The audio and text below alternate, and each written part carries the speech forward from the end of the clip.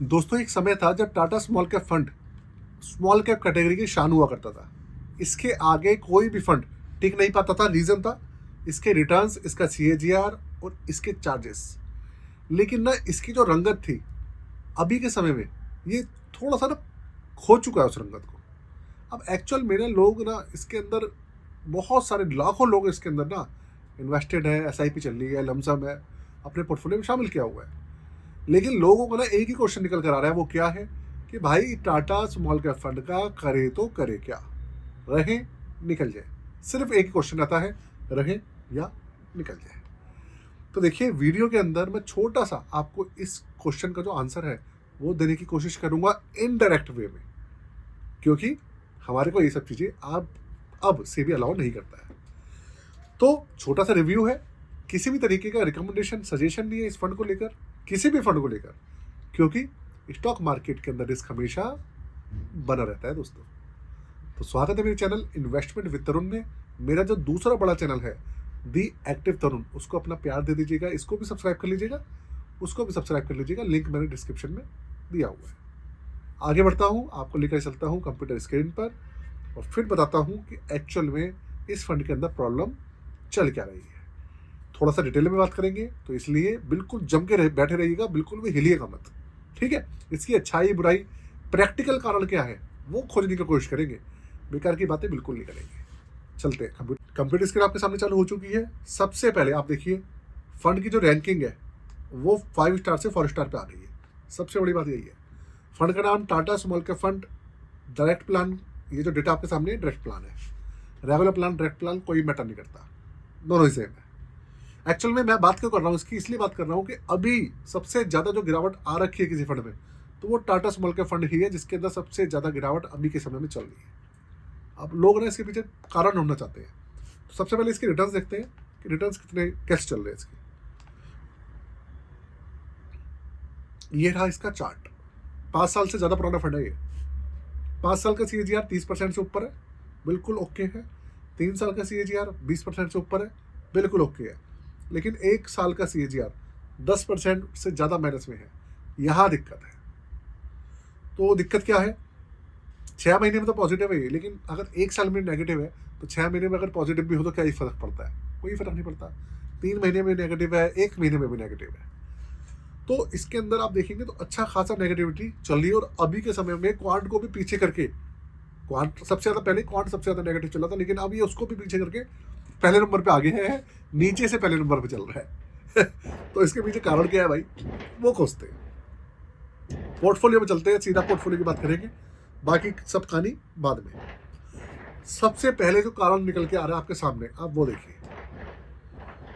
इनका जो ये जो है ना पोर्शन इक्विटी वाला, यहाँ पर 100% पैसा पहले इक्विटी में रहता था।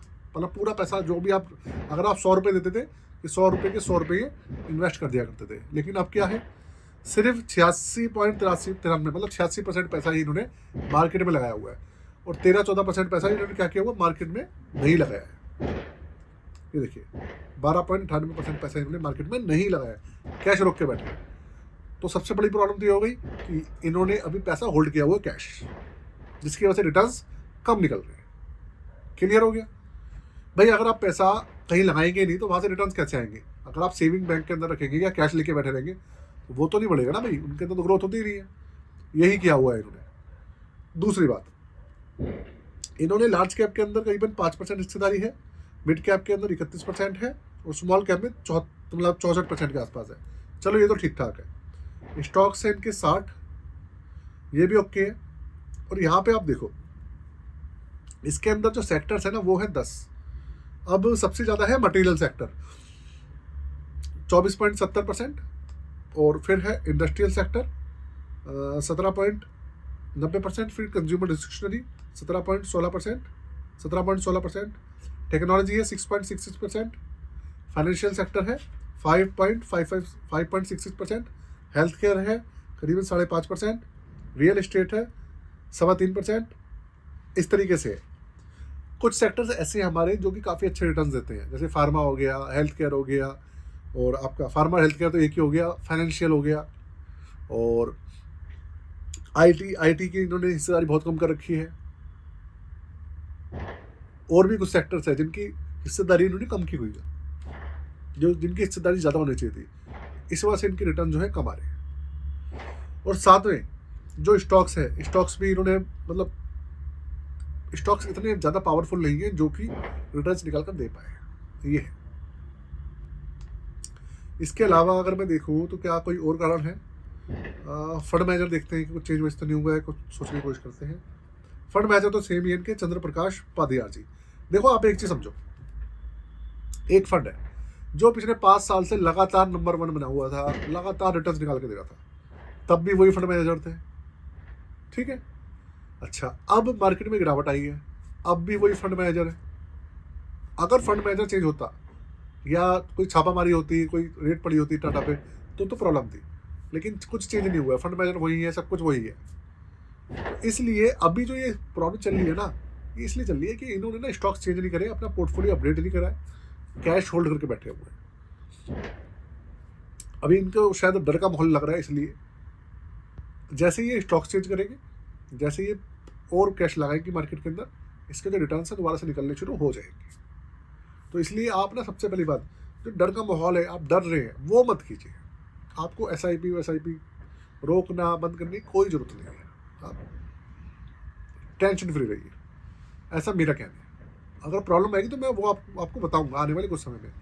यार ऐसे 2-4 महीने के लिए हर फंड के अंदर प्रॉब्लम आती रहती है। SBI में प्रॉब्लम चल रही है, निप्पन में भी चल रही है, एक में नहीं है ना। एक्सिस के रिटर्न्स भी कम है, क्वांट के भी कम है, तो क्या सब में प्रॉब्लम है? ऐसा नहीं है, ऐसा बिल्कुल भी नहीं है। अब देखते हैं इसकी दूसरी ट्रेल्स। लॉन्च कब हुआ था ये? 12 नवंबर 2018 को हुआ था। उसके अलावा निफ्टी स्मॉल कैप 250 इसका इंडेक्स है, ओपन एंडेड स्कीम है, समझ आई। और सबसे बढ़िया बात इसकी, सबसे कम इंडिया में सबसे कम स्मॉल कैप फंड के जो चार्जेस हैं वो इसी के हैं, 0.33%। इसके अलावा 23.38% का इसका CAGR है। 11,792 करोड़ का AUM भी अच्छा खासा है इसके अंदर। उसके अलावा 5,000 रुपये से मिनिमम इन्वेस्टमेंट चालू होती है और 100 रुपये से मिनिमम SIP से चालू होती है। लेकिन आपको बता दूं, इसमें लमसम वगैरह जो है बंद पड़ा है, वो नहीं होता इसके अंदर। और एग्जिट लोड देखो कितना कम है, सिर्फ 0.5%, वो भी 30 दिन के अंदर।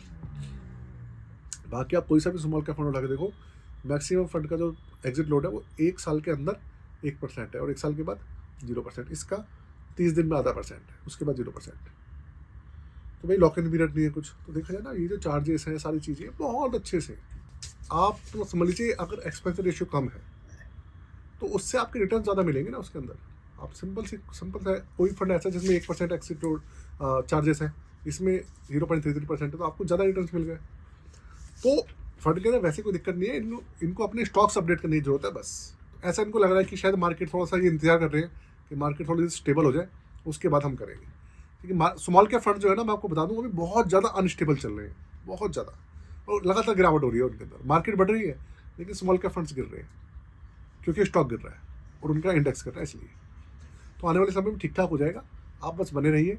बस एक चीज़ और कर लीजिएगा, अगर आप अपना पोर्टफोलियो हमसे रिव्यू करना चाहें तो अपना एक बार पोर्टफोलियो रिव्यू करा लीजिएगा, और या फिर बनवाना चाहे तो आप बनवा सकते हैं। चार्जेस वगैरह 999 रुपये है। डिस्क्रिप्शन में उसका WhatsApp नंबर दिया हुआ है मैंने, आप मैसेज के माध्यम से कॉन्टैक्ट कर सकते हैं। बाकी आज के लिए वीडियो को यही ख़त्म करते हैं। जय हिंद, वंदे मातरम।